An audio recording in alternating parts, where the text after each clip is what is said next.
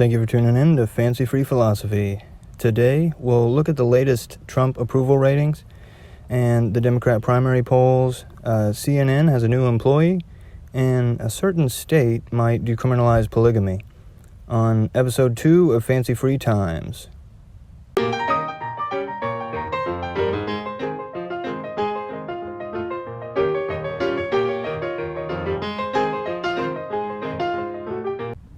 So Trump's approval numbers of his job performance as president are now at 50%, with 49% disapproval.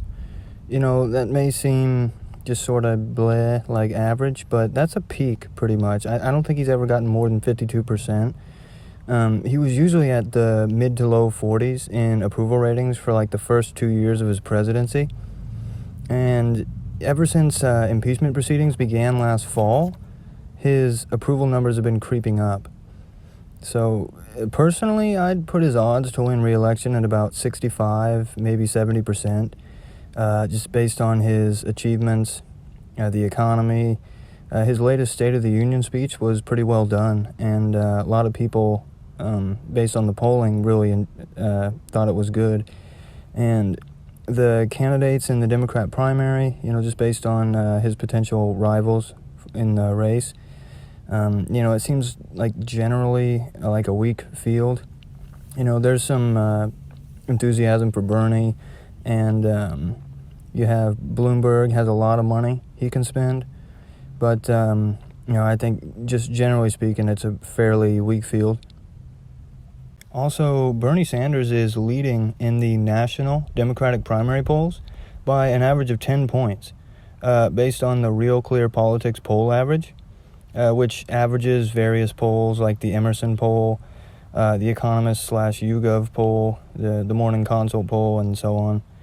So you have Bernie with 27.8%, Joe Biden at 17.8%, Michael Bloomberg at 16.1%, Elizabeth Warren 12.3%, Pete Buttigieg 10.3%, Amy Klobuchar 6.4%, Tom Steyer 2.4%, and then Tulsi Gabbard 1.4%. And it's important to keep in mind this is a national poll, and things can change based on how these candidates perform in the upcoming Nevada and the South Carolina primaries. But looks like Bernie Sanders has really started to lock in that more hardcore progressive socialist wing of the Democrat voting base. And Joe Biden's, still kind of hanging in there, but he did very badly in the last couple, New Hampshire and Iowa.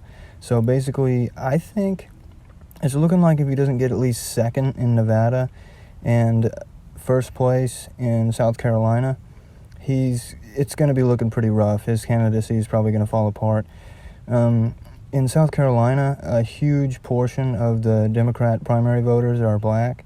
And, and Joe Biden's polled very well with, among the black population because he was Obama's vice president.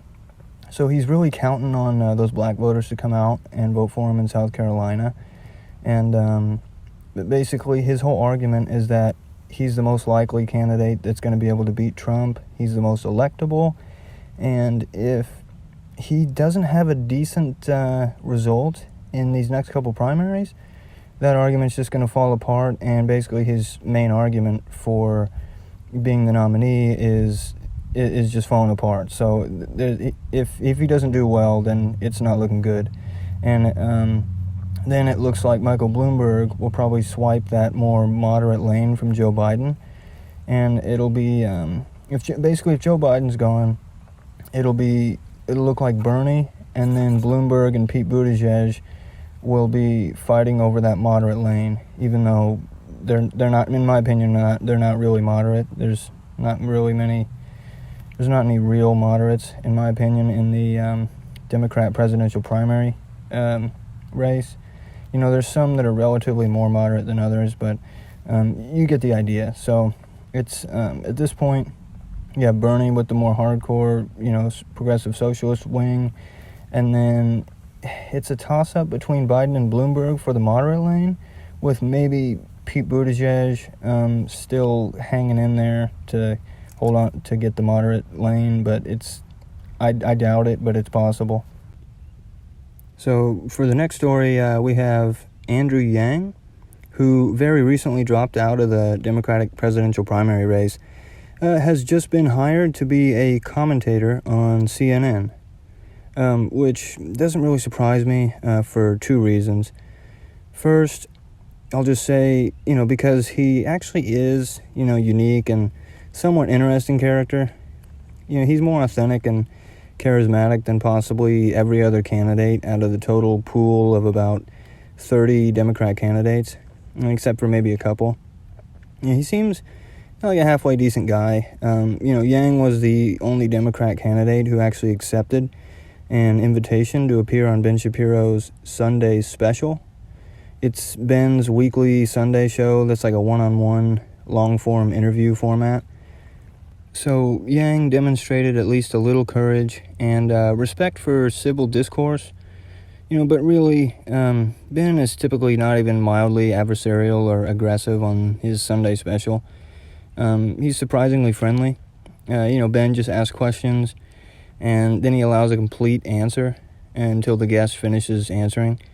Only very, very occasionally will Ben press harder with a follow-up question. So it takes far less courage than many Democrats may think, but, it's the Sunday special. It's not like Ben's Monday through Friday show where he goes all out and hardly pulls any punches.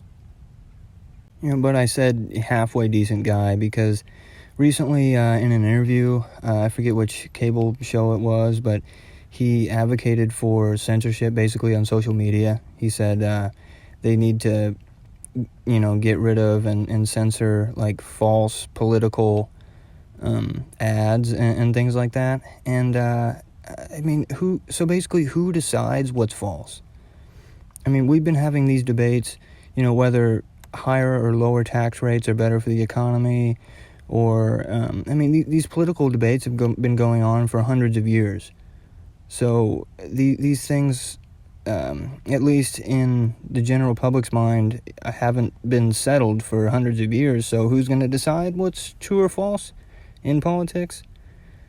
And basically, it'll just end up being whatever party's in power will end up censoring the other one. So I think him advocating censoring quote-unquote false political ads and things like that is just, it's BS.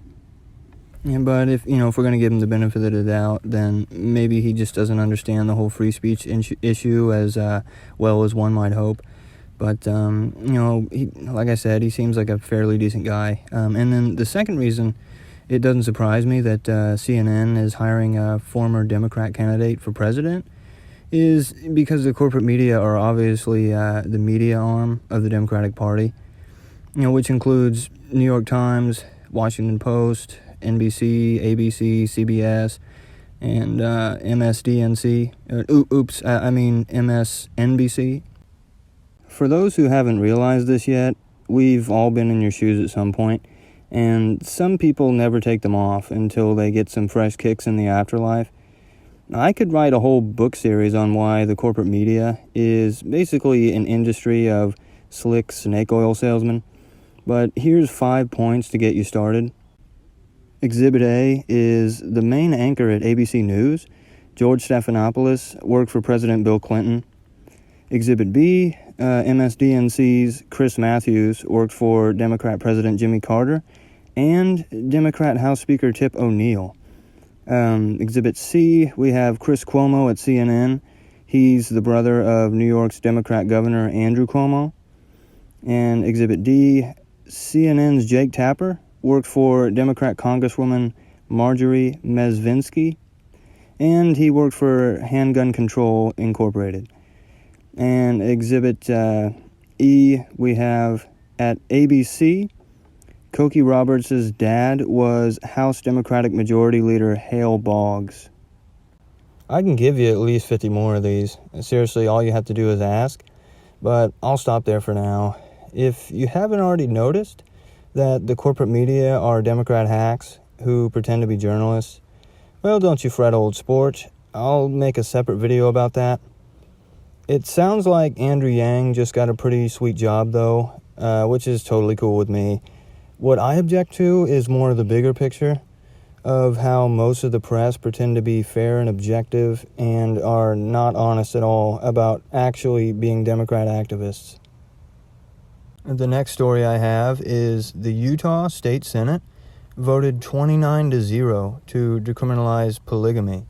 It's currently a third-degree felony, punishable by up to 5 years in prison, but if the Senate bill becomes law, then punishments would be limited to a max fine of $750 and or community service. So, since it's illegal to pass laws discriminating against men, women, any race, or really any demographic category, that means being married to multiple husbands or wives would cost you $750 and community service in like the worst case scenario. But fraudulent bigamy, would remain a felony, which is when someone obtains licenses to marry more than one spouse without their knowledge. So the bill is now moving to the Utah House of Representatives, where it'll most likely face much more opposition. I guess we'll wait and see, but it's just a funny and odd story I felt like mentioning. Pretty odd. So in the description, I'll link the full articles to all of today's stories. This next one's relevant to the 2020 elections. Paul Bedard posted a story about 3 hours ago that the GOP raised a record $60.5 million in January. Now, Trump pitches in at least a quarter of his campaign fundraising to the RNC. I know this because I get Trump mail because I bought a MAGA hat as a nice conversation starter. So the story says, quote, the Republican National Committee, teamed with the Trump-Pence re-election committees, hauled in another record in January, $60.5 million, unquote. And, quote, the RNC nearly doubled the Democratic Party's take of $15 million. The team, headed by party chief Ronna McDaniel, received $27.2 million. The Trump campaign and its groups doubled that for a total of $60.5 million. And then the article gives some bullet points on all the details on the January fundraising. So the RNC took in $27.2 million. The Trump campaign and its committees added $33.3 million. Receipts for the 2019-2020 cycle across all entities are $525.5 million. So in this 2019-2020 campaign cycle, they've raised over $500 million. And then currently, total cash on hand across all entities is $200.4 million. And to finish up this story, officials said that times have never been better for RNC fundraising. Not only was it the best January ever, but one official said, quote, this is the most cash on hand we have had since 2012, unquote. If you're someone who supports Trump, then this news, or any news, no matter how great it is for Trump, does not mean you can get comfortable enough to relax at home on Election Day. If in 2016, Trump lost about 130 to 150,000 votes in the key swing states, then he would have lost. That's less than 0.25% of his total votes in that general election, which means that if 1 out of every 400 Trump voters decided to stay home and watch Netflix or something, then Hillary Clinton would be president, which would be a total disaster. My video called Lefty Salon article, Clinton's Ties, gives just a small sample of her corruption. The vast consequences of losing the 2020 election when the stakes are higher than ever means that you have to fight like we're behind. We have at least 10 to 20 million illegal aliens in America who the Democrats want to grant citizenship to, which would keep the Democrats in power possibly for decades. They call them undocumented immigrants now, as if it's simply a case of their dog ate their paperwork or something. Whether you believe it or not, mark my words, if they get control of the House, Senate, and the White House, they'll grant citizenship and voting rights to as many undocumented Democrats as possible.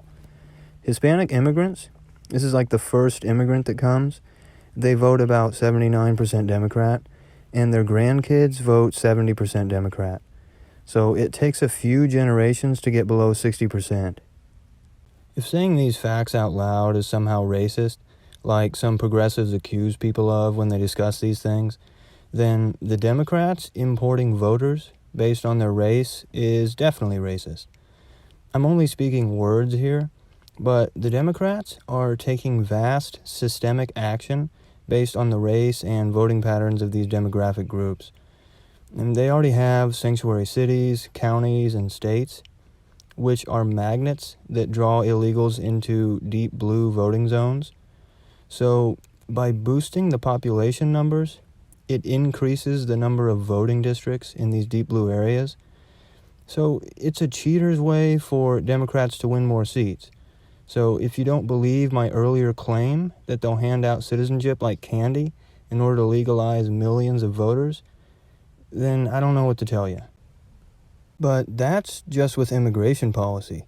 For the bigger picture of how important the 2020 election is, there's a link in the description to another channel's video that I wish everyone would watch. It's called The Stakes of 2020. It's a 24-minute discussion between Ted Cruz and Michael Knowles. Anyway, guys, that's a wrap for episode 2 of Fancy Free Times. There's a link in the description to my Subscribestar account if you would like to donate and help to make this a full-time Monday through Friday show in the future. That's my eventual goal. Also, it does help me out if you click like and you comment. It'll boost up my videos in the algorithms. I hope you enjoyed it. Just give me some feedback and some criticism if you feel like it, and I'll make a video show in the future, but there's reasons I'm not right now. Thank you for listening, everyone. Stay fly, long live philosophy, and I'll talk to you guys soon.